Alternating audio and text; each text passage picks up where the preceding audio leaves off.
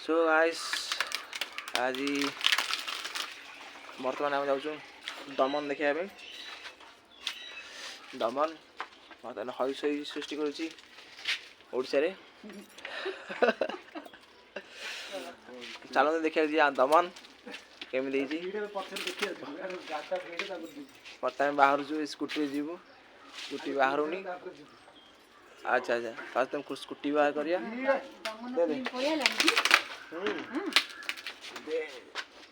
राधे राधे बर्तमान आम बाहर बाहर मोर देखा दमन चलो देखा शूटिंग सेट फिल्म हॉल पहुँचिकी देखिए कौन केमी क्रेज अच्छी दमन आज संडे 13 तारीख 11 मार्च 2022 मसीहा चलतु हेलो गाइस बर्तमान आम जाऊँ ठंडा आम जाऊँ दमन फिल्म देखा बर्तमान super hit film Odia industry चलतु हॉल जाए कथा प्रबल टाइट हो गाड़ी तो टाइट हो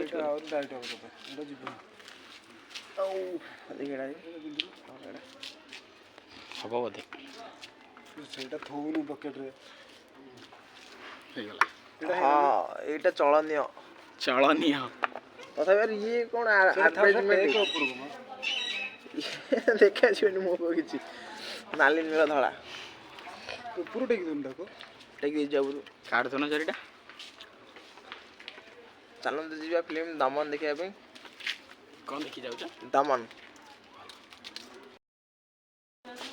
चलो सांग मैंने जी दमन देखी बर्तमान सवारी चलला बरमघाट महाराज हल देखिए आगे कौन हो दमन जा रहे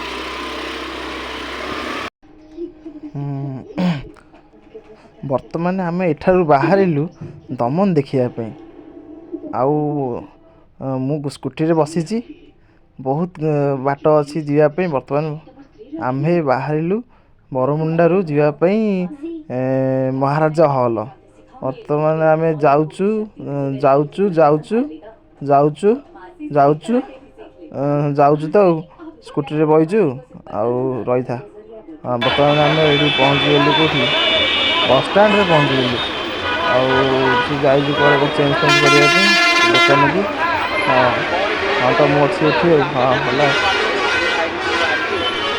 बर्तमान पहुँचे बस स्टैंड थी सारा बस गुड़ा केरे केरे केरे केरे केरे केरे होती हाँ चलो गाड़ी बाहर रास्ता पुलिस अनुला ये शर्ट देखा बहुत बढ़िया फिल्म चल आगे देखा आज्ञा चल आगु चल हाँ बहुत दिन पर मुझे जाऊँगी हॉल सिनेमा हॉल फिल्म देखा सी बहुत दिन पर पड़ी बाबूसान महांती दमन आउ रास्तार अच्छी हाँ ठंडा भी थोड़ा टिके टिके हिल हाँ हाँ आउ बहुत बढ़िया फिल्म ओडिशा चल सृष्टि कर हाँ है देखो ये आमर राजपथ NH-16 बर्तमान NH-16 पाँच भाई ये ब्रिज उपर जाऊँ आम ये गाड़ी देखी पार्टी गाड़िटा पड़ेगा आम जाऊँ देखते होंडा आठू मु जाऊँगी रास्ता टोटाल हाँ मुझे रास्ता अच्छी बहुत बढ़िया फिल्म गले बाबूसान बहुत खुशी अच्छी कि गाड़ी रे बसी टिके टिके देखा जाऊँगी किंतु ये सारा साउंड फाउंड हो कि जना पड़ुनी चलतु देखा आगु गला परे यस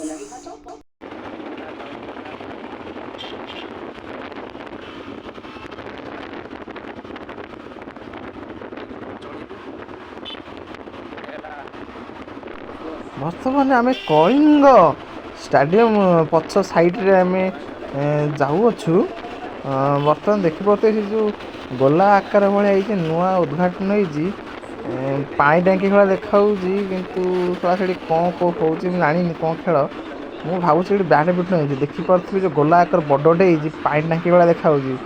ଏହା ଭିତରେ କେମିତି ଖେଳୁଥିବେ ନା ପାଣି ରହିବ ମୁଁ ଆକ୍ଚୁଆଲି ଜାଣିନି କେବେ ଏଇଟା। ଦେଖିବା ଆଉ କେବେ ଗୋଟେ ଭିତରୁ ବୁଲିବାକୁ ଗଲେ ଆଉ ଚାଲନ୍ତୁ ଯିବା ଆମେ ଆମ ରାସ୍ତାରେ। ଇଏ ହେଲା ଆମ ରାସ୍ତା।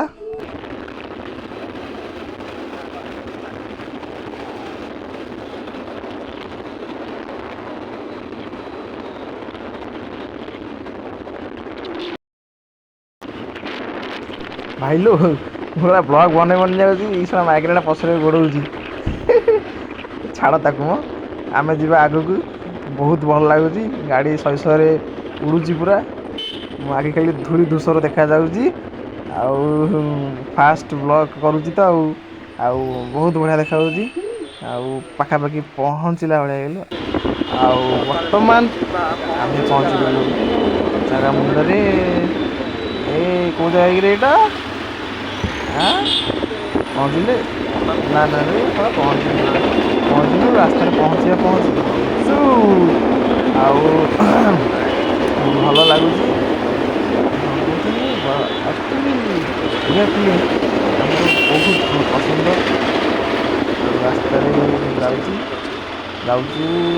ପହଞ୍ଚିଲା ପରେ ଦେଖିବା ବହୁତ ଭଲ ଫିଲ୍ମ ହେଇଛି ଦମନର କାଷ୍ଟ ପ୍ରଥମ ଥର ପାଇଁ ଓଡ଼ିଆ ଫିଲ୍ମ ହଲରେ ପଡ଼ିଛି ବହୁତ ବର୍ଷ ପରେ।